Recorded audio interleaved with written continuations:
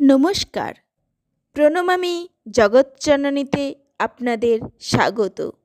স্বামীজি অর্থাৎ স্বামী বিবেকানন্দ এক মুহূর্ত কাজ ছাড়া থাকতেন না। সদা সর্বদা তিনি কোনো না কোনো কাজ করেই যাচ্ছেন এবং মা মা বলে তিনি নিজেকে এক মহৎ কার্যের জন্য প্রস্তুত করছিলেন। আমরা শুনছিলাম ভগিনী নিবেদিতার মুখনিসৃত স্বামীজি সম্বন্ধে কিছু কথা। ইতিমধ্যেই তার 2টি পর্ব আমাদের শোনা হয়েছে। আজ শুনব 3য় পর্ব। তবে এখনও যদি কেউ প্রথম ও 2য় পর্ব না শুনে থাকেন, তবে ডেসক্রিপশন বক্সে লিংক দেওয়া আছে, অবশ্যই শুনে আসুন। ঠাকুর মা স্বামীজির চরণে প্রণাম জানিয়ে শুরু করছি আজকের পাঠ। যিনি এই সব কাহিনী বর্ণনা করিতেছিলেন, তিনি উৎসাহ প্রদীপ্ত মুখে বলিতে লাগিলেন, সে সময়ে সর্বদা ব্যস্ত থাকতে হতো। এক মুহূর্ত বিশ্রাম ছিল না। বহু বাইরের লোক যাতায়াত করতেন। পণ্ডিতরা তর্ক আলোচনা করতেন। স্বামীজি কিন্তু এক মুহূর্ত কাজ ছাড়া থাকতেন না। কখনো কখনো তিনি কিছুক্ষণের জন্য একলা থাকবার অবসর পেতেন। সেই সময় তিনি হরিবোল হরিবোল অথবা মা মা বলতে বলতে পায়চারি করতেন। এই সব উপায়ে তিনি নিজেকে তার মহৎ কার্যের জন্য প্রস্তুত করছিলেন। আমি সর্বদা দূর থেকে তাকে লক্ষ্য করতাম এবং অবসর পেলেই বলতাম, মশাই, আপনি কি খাবেন না? প্রত্যেকবারই তিনি কোনো না কোনো কৌতুকপূর্ণ উত্তর দিতেন। কখনো রন্ধনের সময় অথবা ঠাকুর পূজার সময় এইরূপ কথাবার্তা চলিত। এইসব কার্যে কোনো প্রকার পার্থক্য না করিয়াই সকলেই যোগ দিতেন। এই সময়ে সাধুদের অভাব থাকা সত্ত্বেও অনেকে তাহাদের নিকট আহার প্রার্থী হইয়া আসিত। তাহাদের নিজেদের সম্বল ছিল অতি অল্প। মঠের বাহিরে গায়ে দিয়া যাইবার মতো একখানি মাত্র ভালো চাদর ছিল। চাদরটি দড়িতে ঝুলানো থাকিত এবং যে কেহ বাহিরে যাওয়ার সময় লইয়া যাইতেন। দ্বিতীয় উত্তরীয় রাখাবার সঙ্গতি ছিল না। তথাপি যেভাবে হোক দরিদ্র অভ্যাগতদের জন্য আহার্য সংগৃহীত হইত। সাহায্য বা উপদেশের জন্য অনেকে আসিতেন। তাহারা আবার অর্থ সংগ্রহ করিয়া কয়েকশত গীতা ও ইমিটেশন অব খ্রিস্ট ক্রয় করিয়া বিতরণ করেন। পুস্তক 2টি ওই সময়ে সংঘের নিকট বিশেষ আদরের ছিল। বহু বৎসর পরে এই দ্বিতীয় পুস্তকের যে বাক্যটি স্বামীজি যদৃচ্ছাক্রমে আবৃত্তি করিতে পারিতেন, তাহা হইল, ওহে লোকশিক্ষকগণ, চুপ করো, আর ভবিষ্যৎ বক্তাগণ, তোমরাও থামো। হে প্রভু, একমাত্র তুমিই আমার অন্তরাত্মার সঙ্গে কথা কও। টমাস আ কেম্পিসের গ্রন্থের এই অংশটুকুই কেবল তাহার মনে ছিল। বোধ হয় এ কথা বলার আর প্রয়োজন নাই যে শ্রীরামকৃষ্ণের এই হিন্দু সন্তানগণের মন হইতে ওই পুস্তকখানির প্রভাব ক্রমশ হ্রাস পাইয়া অবশেষে স্মৃতিমাত্রে পর্যবসিত হইয়াছিল এবং উহার পরিবর্তে গীতার সৌন্দর্য ও প্রভাব দিন দিন পরিস্ফুট হইয়া উঠিতেছিল। প্রায় 1 বৎসর এইরূপে কাটিয়া গেল। স্বামীজি অতঃপর যোগী পওহারী বাবাকে দর্শন করিবার জন্য গাজীপুর গমন করেন। স্বামীজি চিরকাল শ্রী রামকৃষ্ণের পরেই এই যোগীকে স্থান দিতেন। সেখানে স্বামীজি যে অমূল্য সম্পদ লাভ করেন, অপর সকলের সহিত তাহা একত্রে সংভোগ করিবার জন্য 2 মাস পরে মঠে প্রত্যাবর্তন করেন। সহসা সংবাদ আসিল, স্বামী যোগানন্দ নামে তাহাদের এক গুরুভ্রাতা বসন্ত রোগে আক্রান্ত হইয়া এলাহাবাদে পড়িয়া আছেন। কয়েকজন গুরুভ্রাতা তাহাকে সেবা করিবার জন্য ছুটিলেন। স্বামীজিও তাহাদের অনুসরণ করিলেন। আমরা পুনরায় স্বামী সদানন্দ প্রদত্ত বিবরণের অনুবর্তন করিব। এলাহাবাদে বেশ কিছুদিন ধর্মচর্চায় অতিবাহিত হয়। স্বামী জগানন্দের পীড়া যেন উপলক্ষ মাত্র, যেন তাহার মাধ্যমে সকলকে আমন্ত্রণ জানানো হইল। সমগ্র শহরের মধ্যে বিশেষ চাঞ্চল্য দেখা গেল। সারা দিন রাত্রি ক্রমাগত ছোট ছোট দলে লোকজন যাতায়াত করিতে লাগিল। স্বামীজির মনও এই সময় সর্বদা উচ্চভাবে অবস্থান করিত। একদিন তিনি এক মুসলমান পরমহংস সাধুকে দর্শন করেন। তার অঙ্গের প্রত্যেকটি রেখা বলিয়ে দিল যে ইনি একজন পরমহংস। এক পরম মুহূর্তে এ বিষয়ে সন্দেহ নেই। দিগম্বর বাপি চ সাম্বর বা তগম্বর বাপি চিদম্বরস্থ উন্মস্ত বদাপি চ বালবদ্দা পিশাচ বদাপি চরত্ববন্যাম।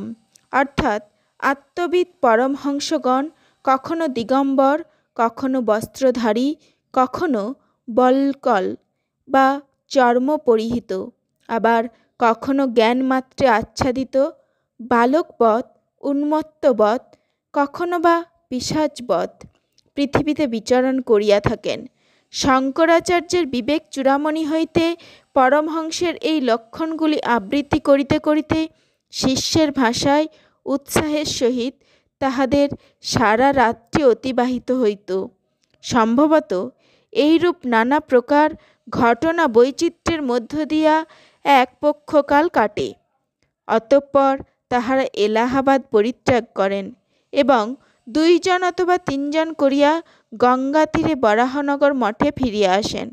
কিন্তু 1890 খ্রিস্টাব্দের কোনো এক সময়ে স্বামীজি গুরু ভ্রাতাদের পরিত্যাগ করিয়া চলিয়া যান। 1897 খ্রিস্টাব্দের বিরাট সাফল্য লাভের পূর্বে আর প্রত্যাগমন করেন নাই। এবার তিনি যাত্রা করেন স্বামী অখণ্ডানন্দ নামক জনৈক সন্ন্যাসীর সহিত। স্বামীজিকে তিনি আলমোড়া লইয়া যান এবং সেখানে এক গৃহস্থের অতিথিরূপে রাখিয়া দেন। স্বামী অখণ্ডানন্দের তিব্বত যাত্রাকালে এই গৃহস্থটি তাহাকে বন্ধুর ন্যায় সাহায্য করিয়াছিলেন। শোনা যায়, পার্বত্য পথে ভ্রমণকালে স্বামীজি একদিন ক্ষুধায় সংজ্ঞাশূন্য হইয়া পড়েন। তাহাকে এই অবস্থায় দেখিয়া একজন মুসলমান একটি শশা কাটিয়া তাহাকে খাইতে দেয় এবং বলিতে গেলে উহাতেই তাহার জীবন রক্ষা হয়। কতদিন ধরিয়া ভাতৃদ্বয় অনাহারে ছিলেন জানি না। সম্ভবত এই সময়ে স্বামীজি এইরূপ সংকল্প ছিল যে আহার পানীয় প্রভৃতি অযাচিত আসিলে তবেই গ্রহণ করিবেন। অন্তত পরে এক সময়ে তিনি এইরূপ সংকল্প করেন, তাহা নিঃসন্দেহ। এই ভ্রমণকালে তাহাকে জানিতেন এইরূপ এক ব্যক্তির প্রশ্নের উত্তরে স্বামীজি বলেন যে এই কঠোর সাধনার সময়ে কখন তাহাকে 5 দিন পর্যন্ত একাদিক্রমে অনশন থাকিতে হইয়াছে। ইহার পর তাহার গতিবিধির সূত্র হারাইয়া যায়। মধ্যে মধ্যে তিনি পত্র লিখিতেন, কিন্তু সাধুরা তখন নানা দিকে ছড়াইয়া পড়িয়াছিলেন। স্বামী সদানন্দ বলেন, স্বামীজি চলিয়া যাইবার পর তাহারা বড় নিরানন্দে দিন যাপন করিতেন। আবার প্রথম মঠ বাড়িটিও ছাড়িয়া দিবার কথা হইতেছিল, কারণ গৃহস্বামী ওই স্থানে নতুন বাড়ি নির্মাণ করিবেন বলিতেছিলেন। কিন্তু স্বামী রামকৃষ্ণানন্দ নামে একজন সন্ন্যাসী কিছুতেই শ্রী গুরুর ভস্মাবশেষ পরিত্যাগ করিয়া চলিতে যাইতে সম্মত হইলেন না। অটল পর্বতের ন্যায় দৃঢ় প্রতিজ্ঞা ছিল, সম্পদে বিপদে ওই ভস্মাবশেষ ও গুরু ভ্রাতাদের মাথার ওপর আচ্ছাদন রাখিতেই হইবে, যতক্ষণ না তাহারা পুনরায় সকলে ঠাকুর ঘরে একত্র হইতে পারবেন। অতঃপর তিনি স্বামী নির্মলানন্দ, মধ্যে মধ্যে স্বামী প্রেমানন্দ নামক একজন এবং বাসন মাজা ইত্যাদি কার্যে রত সংঘের নবাগত সদস্যের সহিত কিছু দূরে কিন্তু দক্ষিণেশ্বরের নিকটে এক গৃহে স্থান পরিবর্তন করেন এবং পূর্বে যে মঠ বরানগরে অবস্থিত ছিল তাহা এখন আলমবাজার মঠ নামে অভিহিত হলো। এই সময়ে স্বামী অখণ্ডানন্দ সর্বদা স্বামীজির পশ্চাৎ অনুসরণ করিতেছিলেন। প্রায়ই মধ্যে মধ্যে তিনি শুনিতে পাইলেন স্বামীজি অমুক শহরে রহিয়াছেন। শুনিয়াই সেখানে ছুটিতেন, কিন্তু গিয়া দেখিতেন স্বামীজি সেই মাত্র চলিয়া গিয়াছেন। কোথায় গিয়াছেন তাহার ঠিকানা নাই। একবার স্বামী ত্রিগুণাতীত গুজরাটের কোনো এক ক্ষুদ্র দেশীয় রাজ্যে বিপদে পড়েন। এমন সময়ে এক ব্যক্তি তাহাকে বলেন, এক বাঙালি সাধু প্রধানমন্ত্রীর বাড়িতে অবস্থান করিতেছেন, তাহার নিকট সাহায্য প্রার্থনা করিলে নিশ্চিত পাওয়া যাইবে। সাহায্য প্রার্থনা করিতে গিয়া ত্রিগুণাতীত দেখিলেন সেই অজ্ঞাত সাধু স্বয়ং স্বামীজি।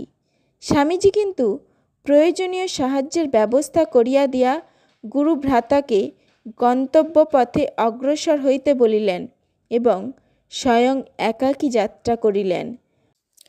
ভগবান বুদ্ধের মহান বাক্য তিনি সর্বদা আবৃত্তি করিতেন।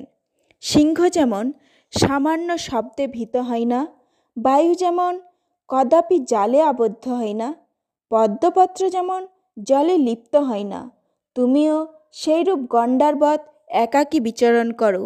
এই কথাগুলি যেন ওই সময়ে তাহার মূল মন্ত্রস্বরূপ ছিল। এখন আমরা জানি আলমোড়াতেই তিনি সংবাদ পান যে তাহার শৈশবের প্রিয় ভগিনী অত্যন্ত শোচনীয় অবস্থায় দেহত্যাগ করিয়াছেন। অতঃপর তিনি নিবিড় অরণ্য সংকুল পার্বত্য দেশে চলিয়া যান এবং তাহার কোনো প্রকার খবর আর পাওয়া যায় না।